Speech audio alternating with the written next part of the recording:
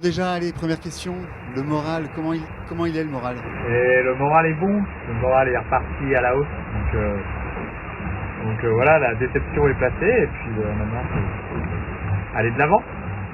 C'est une reconstruction pas à pas depuis hier matin? Ouais, c'est ça.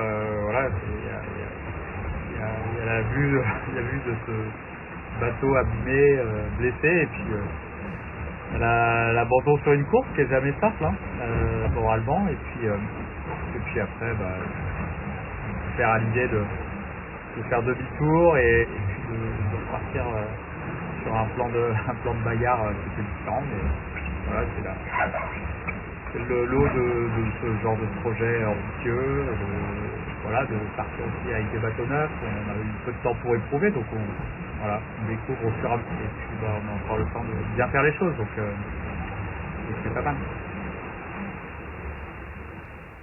Pour revenir sur les circonstances du pépin, comment tu t'en es rendu compte? Qu'est-ce qui s'est passé? Ça part d'un bruit, ça part de quoi? Non, du bruit il y en avait tout le temps parce que le bateau tapait beaucoup au près.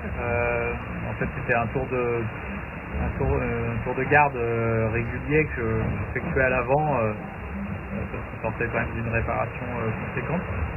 Et donc j'avais pour consigne de vraiment checker ça sérieusement. Et puis là, la mer s'était un peu calmée, il y avait moins de vent, on gagnait vers l'ouest et vers l'anticyclone. Donc je suis allé faire mon tour et j'ai constaté au petit matin qu'il y avait 2 lisses qui étaient fissurées de manière assez nette. Tu as une idée de l'ampleur du chantier qui attend ton chantier aujourd'hui? On avait de toute façon prévu un chantier conséquent là, pour cet été, de manière à renforcer globalement, puisque on se rend compte que chez tous nos camarades de jeu, le mot d'ordre est de renforcer les fonds de coque. Voilà, on est des précurseurs, c'est vrai, avec ces bateaux qui volent, et ça veut dire aussi découvrir des forces en jeu qu'on ne connaissait pas, et je crois que tout le monde avance pas à pas. Tu as eu la très bonne idée de nous proposer une image de dingue en tout début de course. On a été bluffé par la stabilité de vol de l'Occitane en Provence, si rapidement, ce qui est quand même assez exceptionnel après si peu de temps en mer. Quels ont été tes ressentis de ton bateau dans les jours qui ont suivi? Le ressenti du bateau, il est toujours aussi agréable, toujours aussi, on va dire, positif, parce que c'est vrai que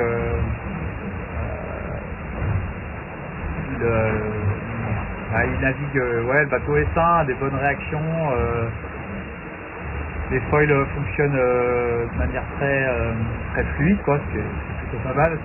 Voilà, il n'y a pas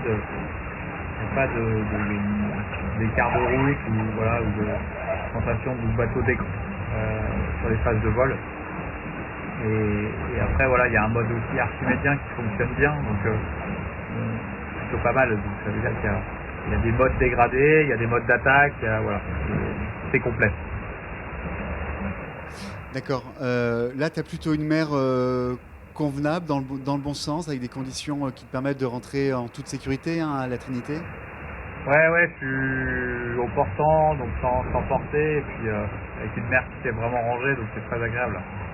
Des conditions faciles, et puis pour vous rassurer, j'ai fait une petite réparation à l'avant pour mettre 2-3 tissus pour renforcer l'hélice. Donc voilà, je suis rentré sans problème à la Trinité.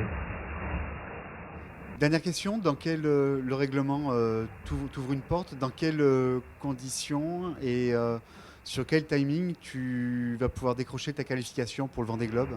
Eh bien là, je rentre à la Trinité-sur-Mer et direct, il y a l'équipe qui m'attend avec la même énergie, la même envie, et qui sont assez incroyables. Et voilà, donc on fait un chantier, je pense, de 4 semaines minimum pour repréparer le bateau et puis repartir fin août, faire cette qualif.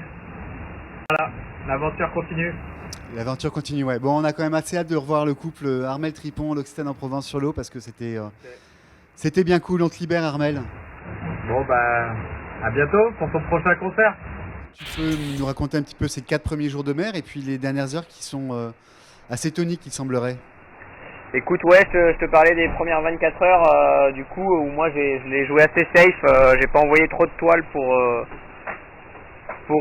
pas abîmer le bateau, la mer était un peu cassante, donc j'ai maintenu le rythme, mais en étant un petit peu décroché quand même par les copains de devant. Et puis ensuite j'ai renvoyé de la toile là sur les 2 derniers jours et tactiqué en mer d'Irlande là, ce qui a été plutôt payant. J'ai remonté un petit peu. La mer était moins cassante qu'au début, donc c'était plutôt des conditions safe au final. Tu te méfies plus de l'état de la mer que de la force du vent? Le bateau il a à peine le temps de retomber qu'il est déjà sur une autre vague. C'est le genre de houle qui casse un peu le bateau. Il y en a qu'on en fait les frais d'ailleurs. Donc l'objectif c'est finir avant tout. Je pense pour l'instant ça. Bon, dernière question, tu es en train enfin, tu as pas mal progressé au classement, tu tiens des moyennes qui sont hyper honorables avec ton bateau. L'appétit venant en mangeant, t'as envie de gratter un petit peu de place ou pas? Oui, bien sûr, ouais, c'est vrai que comme je te disais, l'état de la mer permettait pas forcément de mettre pied au plancher et là je pense que je commence à remettre du charbon dans la machine. Et bon, c'est sûr qu'il y a beaucoup de bateaux à foil qui vont vite autour de moi. Mais bon, je suis content d'être là, je suis bien où je suis là. Qu'est-ce que tu t'apprêtes à faire comme manœuvre et comme trajectoire là? Écoute, là en fait il y avait une grosse bascule devant que je viens juste de franchir.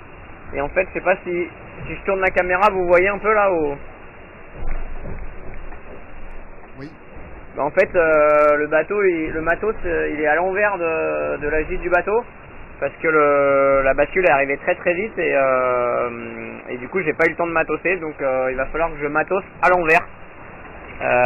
D'habitude on se sert de la gravité pour pouvoir s'aider à pousser les sacs, et là va falloir tous les remonter un par un, donc je vais profiter de rester encore un peu avec vous parce que j'ai pas tellement envie d'y aller.